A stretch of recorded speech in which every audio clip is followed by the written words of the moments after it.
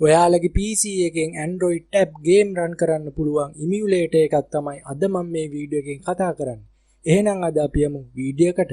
ඔයාලගේ PC එකේ web browser එක open කරගෙන ඔයාලා search bar එකේ type කරගන්න ඕන BlueStacks කියලා. එහෙම type කරගෙන ඔයාලා ඒක search කරගන්න ඕන. ඊට පස්සේ මේ පළවෙනි result එක උඩ ඔයාලා click කරගන්න ඕන.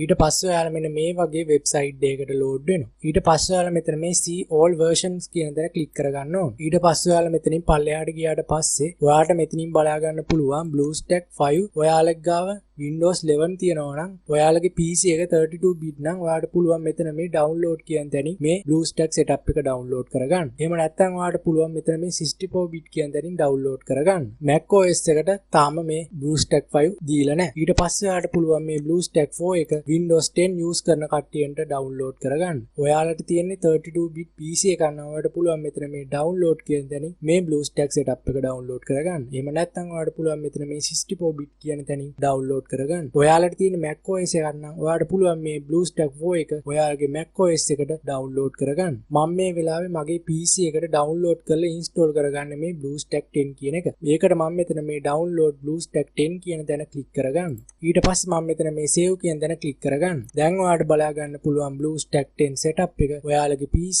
එකට download වුණා. ඊට පස්සේ ඔයාලට පුළුවන් ඔයාලගේ download folder එකට ගිහිල්ලා මේ BlueStacks setup එක open කරගන්න. ඊට පස්සේ මේ එන message එකට ඔයාලා yes කියන දේ click කරගන්න ඕන. ඊට පස්සේ ඔයාලා මෙතන මේ පළවෙනියට තියෙන customize installation කියන දේ click කරගන්න ඕන. ඊට පස්සේ ඔයාලා මෙතන මේ change folder කියන දේ click කරලා ඔයාලට පුළුවන් මේ emulator එක කොහාටද install වෙන්නේ කියලා තෝරලා මෙතන මේ okay කියන දේ click කරගන්න ඕන. ඊට පස්සේ ඔයාලා මෙතන මේ install now කියන දේ click කරගන්න ඕන. ඊට පස්සේ ඔයාලට බලා ගන්න පුළුවන් BlueStacks emulator එක මගේ PC එකට download වෙලා automaticallyම install වෙනවා.